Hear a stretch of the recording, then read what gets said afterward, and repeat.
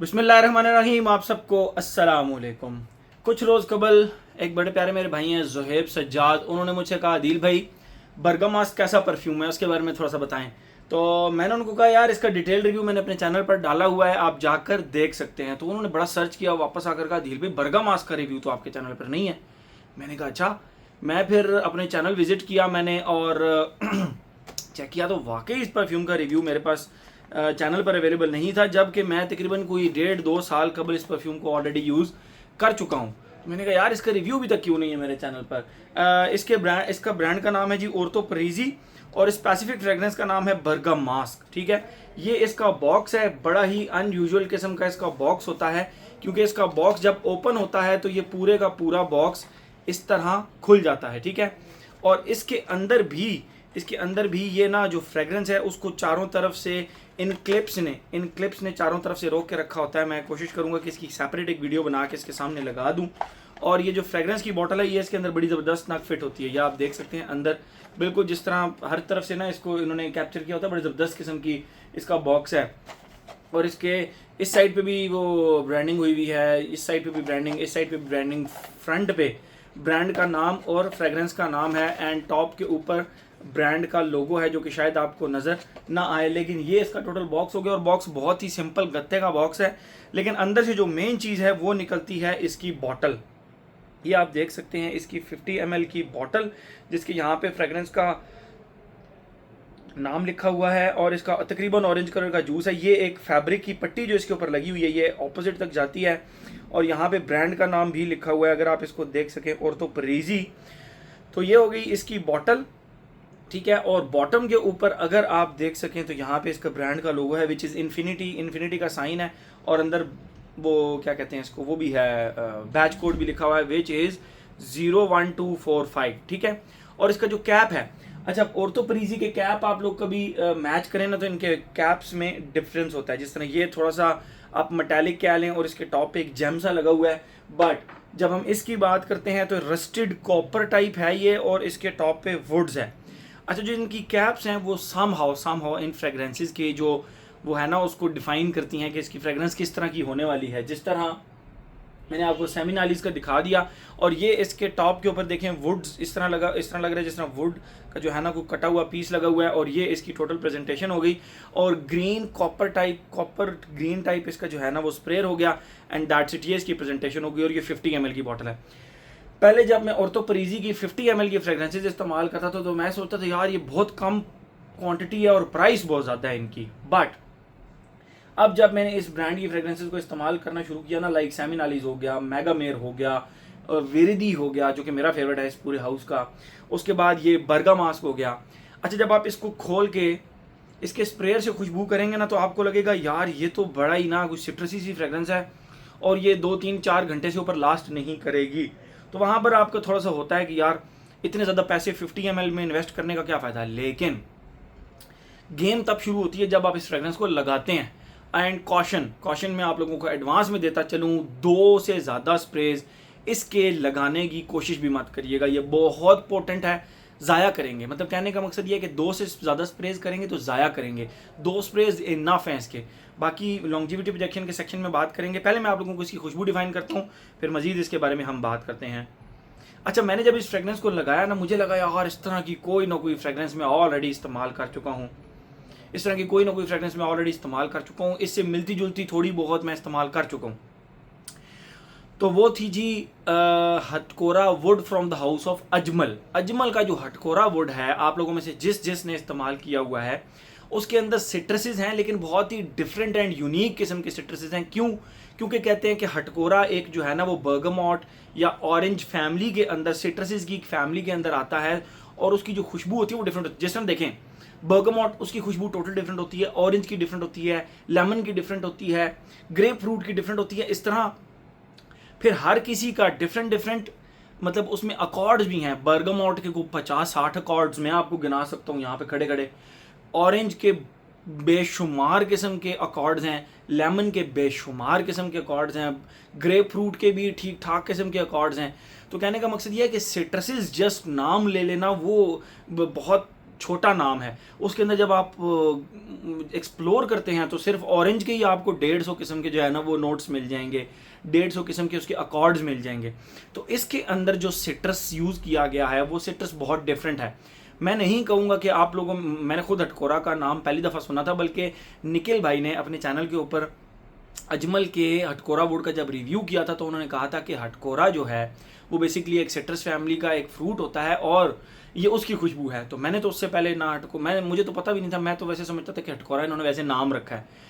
तो वो मुझे उस वीडियो के बाद पता चला था कि बेसिकली जो हटकोरा है वो आपका एक सिट्रसिस की फैमिली का एक फ्रूट है। मैं पहले आप लोगों को इसकी खुशबू डिफाइन करता हूँ, फिर मजीद इसके बारे में हम बात करते हैं। जैसे ही आप इसको लगाते हैं, इसके स्टार्ट में बहुत ही अनयूजुअल किस्म के सिट्रसिस की खुशबू आती है। और वो किस तरह की सिट्रसिस हैं मैं आपको बताता हूँ। देखें, छालिया, चबाई हुई छालिया जिस तरह होती है वो, उसका आपके जहन में एक इमेज ऑलरेडी होगा कि जो चबाई हुई सिपारी होती है या चबाई हुई छालिया होती है उसकी समहाउ थोड़ी सी वुडी किस्म की, थोड़ी सी गुलाब की तरह की खुशबू होती है। उसको भी अपने जहन में रखें। फिर उसके बाद आप निरोली की खुशबू, अच्छा निरोली की जो खुशबू आपको मिलती है ना निरोली पोर्तोफिनो में, यानी ओल्ड स्कूल खुशबू, एग्जैक्ट उस तरह की खुशबू इसके अंदर है, लेकिन उसको भी आप ज़रा थोड़ा सा माइंड में रखें, सोपी सी निरोली की खुशबू। एंड अब आता है मेन सिट्रसिस की खुशबू के इसके अंदर सिट्रसिस किस तरह के हैं। आप अगर ऑरेंज को अगर आप एक कप में ना ऑरेंज जूस यानी खट्टे ऑरेंज जूस को निचोड़ें और उसके अंदर बर्गमोट को भी निचोड़ें, तो उन दोनों को मिक्स करें तो उसके अंदर से जो ऑरेंज की एक खट्टी सी खुशबू आ रही होगी प्लस ग्रीन स्पाइसी सी खुशबू बर्गमोट की आ रही होगी, उस तरह के सिट्रसिस के साथ इन दोनों चीज़ों की खुशबू आती है। मैं आपको प्रोपोर्शन बताता हूँ कि किस तरह है। जो फ्रंट पे सिट्रसिस हैं वो तो प्रोमिनेंट 70% है, जो निरोली की खुशबू है वो 20% है और 25% कर लें आप, एंड बैक पे सिर्फ 5% चबाई हुई सिपारी या चबाई हुई छालिया की खुशबू है जो कि इसके अंदर आपको फील होती है। ठीक है, मैंने अब आपको प्रपोर्शन बता दिया। ये तो हो गया इसका फर्स्ट फेज। और सेकंड फेज के अंदर सेकंड फेज के अंदर जो है ना ये इसी तरह के सिट्रसेस की खुशबू रहती है। वो चबाई हुई छालिया की खुशबू थोड़ी सी प्रोमिनेंट हो जाती है। जो निरोली है उसकी जगह आपको ऑरेंज ब्लॉसम की खुशबू आना शुरू हो जाती है। और एक चीज़ मैं आप लोगों को बताता चलूँ, ऑरेंज ब्लॉसम की खुशबू इस तरह होती है जिस तरह जैस्मीन को आप सिट्रसी कर दें। जो मोतिये का फूल होता है ना, चंबेली का नहीं, मोतिये का जो फूल होता है उसको आप थोड़ा सा सिट्रसी कर दें तो ऑरेंज ब्लॉसम होता है। तो वो citruses plus orange blossom plus 5% back पे कहीं चबाई हुई छालिया की खुशबू, तो इसका सेकंड फेज बनता है। थर्ड फेज के अंदर इसको आप उन्हीं सिट्रसिस के साथ आप कर लें कि कीवी की खुशबू, कीवी का जो फल होता है उसकी खुशबू एंड थोड़ी सी शेव्ड पेंसिल की खुशबू आप अटैच कर लें तो इसकी खुशबू बनती है।